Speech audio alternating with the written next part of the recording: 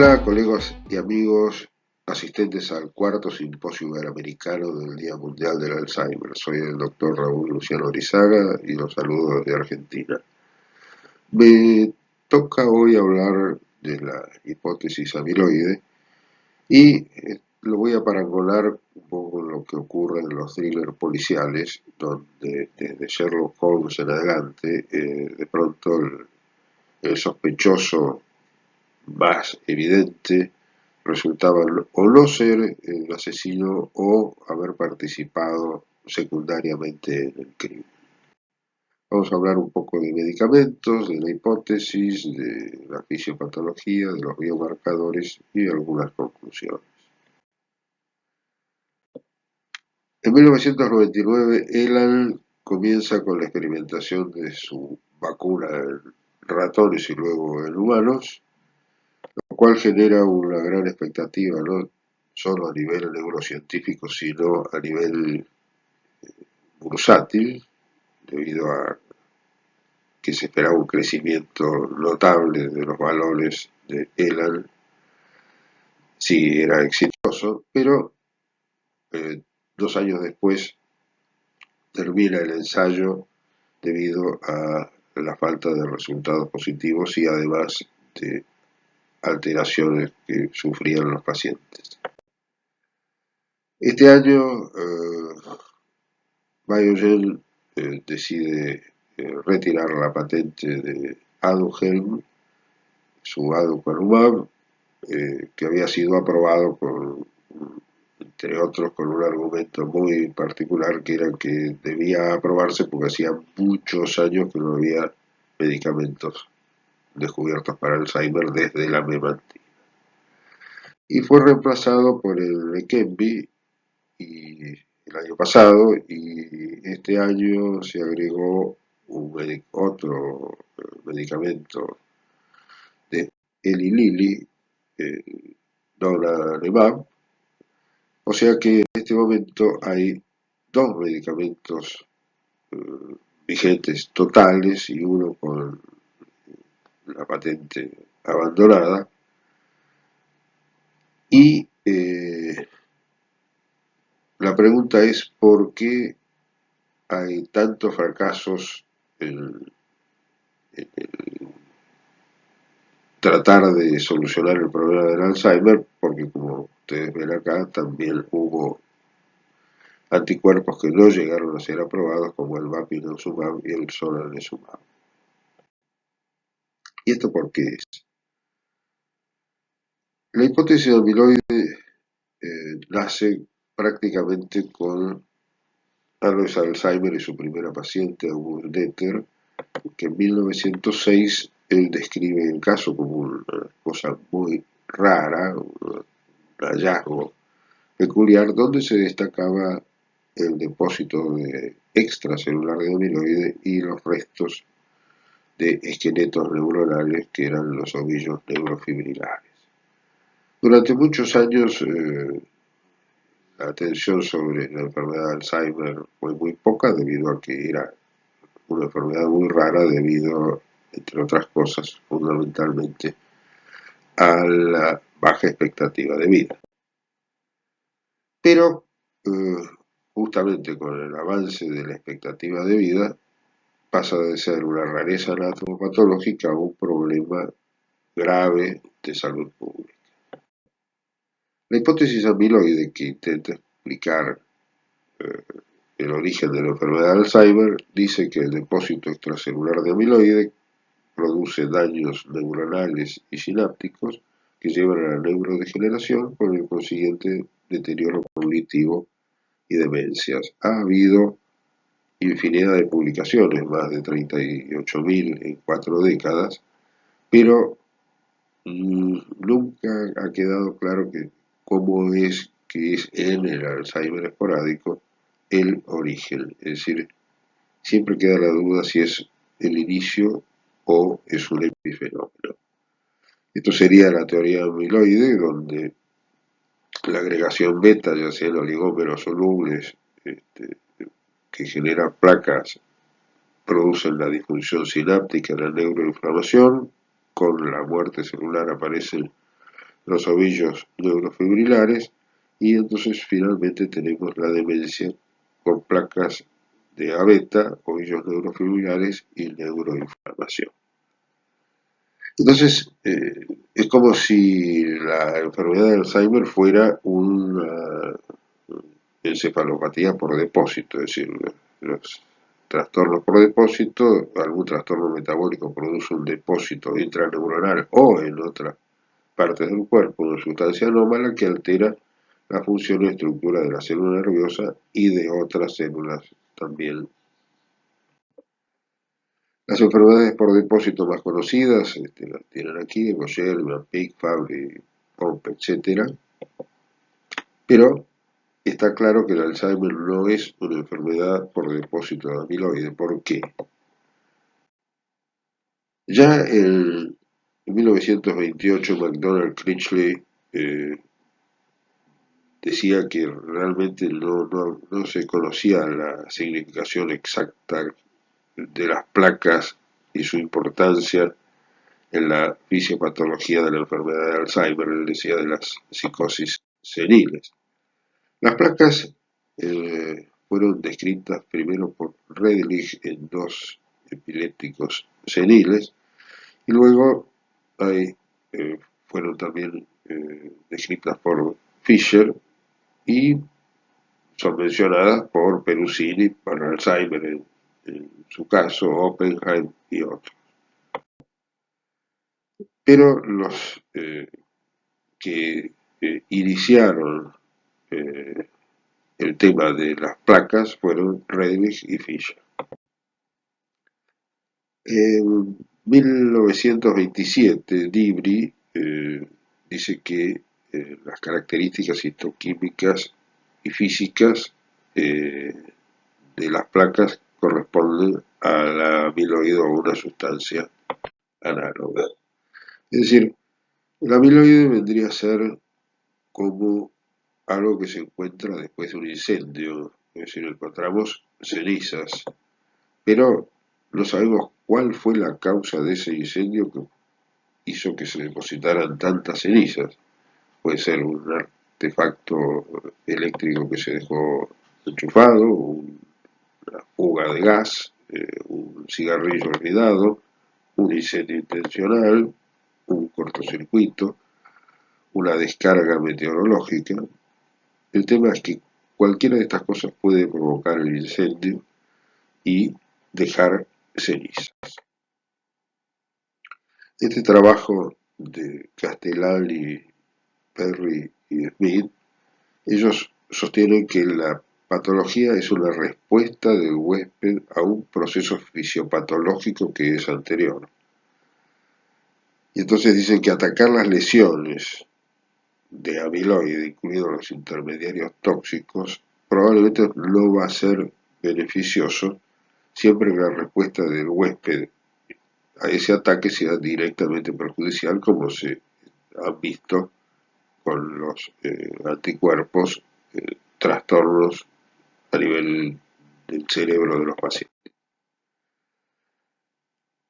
Lo que se plantea es que hay una etiología múltiple que puede ser empezar el envejecimiento, trastornos inflamatorios, estrés oxidativo, disfunción mitocondrial, disfunciones endoteliales, alteraciones a nivel sináptica, influencia de la lipoproteína E, dislipemia, trastornos de la insulina, déficit de factores neurotróficos, trastornos endocrinos, dismetabolias y últimamente se incorpora a ello la microbiota. Cualquiera de estos produce disfunción neuronal con una disfunción cognitiva preclínica y con una estructura neuronal normal. Cuando avanza, ahí empieza la reacción del huésped y entonces aparece la amiloide y la tau fosforilada, que no es otra cosa que los esqueletos de las neuronas que van muriendo. O sea que la amiloide y la tau, junto con la causa anterior, producen daño estructural y ahí tenemos la enfermedad de Alzheimer temprana, y luego ya quedan sí los depósitos de beta-amiloide que forman las placas seniles y los depósitos de tau que son los ovillos neurofibrilares, y hay una pérdida neuronal con el consiguiente deterioro cognitivo en la enfermedad de Alzheimer avanzada. Está claro que las placas aparecen, y está demostrado en distintos trabajos, en especial en este de Ruiz Sperling, que las placas aparecen décadas antes que aparezcan las manifestaciones clínicas. Pero a esto yo le agrego que antes de las manifestaciones clínicas están las placas, pero antes de las placas está el inicio de la fisiopatogenia. Hay también quienes dicen que la amiloide beta es una especie de defensa contra esas varias noxas que pueden ir iniciando el proceso de neurodegeneración. Y Drachman se pregunta por qué la toxicidad por amiloide no es la etiología y cuáles son los mecanismos alternativos, un poco como veíamos en el trabajo de Castellani y Perry, y por qué se acumula amiloide en el cerebro en la enfermedad de Alzheimer. Y concluye que la información científica y clínica deja claro que la A beta está asociada con la enfermedad de Alzheimer, pero ¿es la causa principal de la enfermedad de Alzheimer esporádica o es un epifenómeno? En las primeras etapas, las primeras neuronas que se pierden son a nivel de hipocampo y corteza entorrinal. En tanto, las primeras placas amiloides se encuentran en regiones frontales, ganglios basales y otros lugares del cerebro. Es decir, no está claro cómo placas distantes pueden dañar neuronas a nivel de hipocampo y corteza entorrinal. La cantidad de amiloide no está directamente relacionada con el grado de deterioro cognitivo, no hay un efecto dosis para pérdida neuronal, y es dudoso el efecto tóxico del amiloide en el cerebro, inclusive como veíamos alguien sostiene que es protector. Muchos sujetos cognitivamente normales tienen cantidades relativamente grandes de A beta. Un tercio de las personas de edad avanzada que son cognitivamente normales tienen cantidades importantes de A beta marcada por PIP-PET y clormetapir, y podemos ver acá en este trabajo de Janssen cómo la cantidad, se estudiaron más de 3.500 personas normales con Alzheimer o distintas patologías, y fíjense cómo a nivel de los 90 años es prácticamente igual en la incidencia o la prevalencia de placas en individuos con Alzheimer que individuos normales. Por lo tanto, bueno, yo creo que no tengo que explicitarlo, no creo en la hipótesis amiloide. Los posibles inicios de la fisiopatología, habíamos dicho que ya se mencionaron todos estos en distintos trabajos, y yo creo que hay que prestar especial atención a la sinapsis, por ejemplo. Vemos acá cómo en las alteraciones sinápticas, la disfunción sináptica, es anterior inclusive a la acumulación de amiloide. Las sinaptopatías existen en distintas enfermedades neurológicas y fundamentalmente nos interesan las neurodegenerativas como el Alzheimer, el Parkinson y el Huntington. Es muy importante poder tener una idea de la densidad sináptica, esto ya está empezando a utilizarse, y hay biomarcadores químicos que también se encuentran alterados en las primeras etapas de la enfermedad de Alzheimer. Y la otra cosa que hay que tener observada es la unidad neurovascular. La unidad neurovascular que tanto tiene que ver con la barrera hematoencefálica y que está formada por la neurona, el astrocito que la alimenta, la microglía, la membrana basal, las células endoteliales y los pies de los astrocitos sobre los vasos. Todo eso constituye la barrera hematoencefálica, o sea, esto último que decíamos, las células endoteliales, los pericitos, la lámina basal, los astrocitos y la microglía, todo en función de poder alimentar y proteger a la neurona, que es una célula que tiene muy poca reserva y tiene una demanda muy alta metabólica. Piensen que el cerebro es el 2% del peso de un adulto, pero consume el 20% del oxígeno, el 15% del gasto cardíaco, lleva 50 mililitros de sangre por 100 gramos por minuto y es un gran consumidor de glucosa y no tiene reservorio, es lo opuesto absolutamente al hígado. Antes se pensaba que las neuronas eran independientes de la vasculatura, pero cuando se describió la unidad neurovascular que veíamos recién, vemos que su déficit puede ser agudo o crónico, ya sea en el ACV como en el déficit cognitivo-conductual vascular y más aún de importancia en el déficit cognitivo-conductual degenerativo. Podemos tener una hipoxia por reducción del flujo, podemos tener una disfunción de la barrera hematoencefálica, podemos tener trastornos tróficos con vulnerabilidad celular y un clíner reducido que produce acumulación de proteínas. O sea que antes era un enfoque puramente neurocéntrico, pero hoy con la unidad neurovascular ha cobrado importancia la interacción entre elementos neuronales, gliales y vasculares. Esto es cómo ha crecido la mención de la unidad neurovascular que se describió. Y la otra cosa que tenemos que tener en cuenta es el impacto de la inflamación crónica, en la patología del Alzheimer a través de citoquinas, a través del trabajo de la microglía, que es el principal efector, y cómo se compromete por ello el transporte axonal, la neurogénesis adulta, la plasticidad sináptica, la producción de factores neurotróficos y la disfunción mitocondrial.